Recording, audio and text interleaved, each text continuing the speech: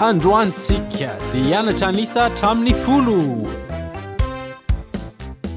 Isa, roa, telo, efatra, dimy, enina, fito, valo, sivy, folo.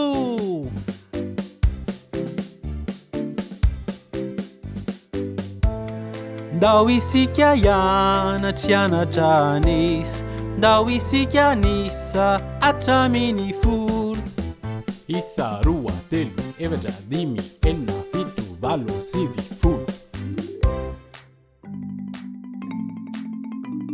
Vonina ve ianao? Ndao tsika nisa miverina indray.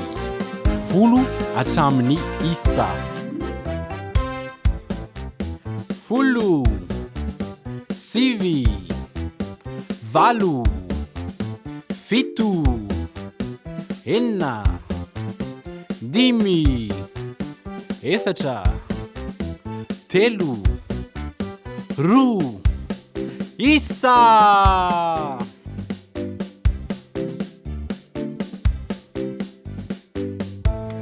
Ndao isika hianatra nisa, ndao isika nisa hatramin'ny folo.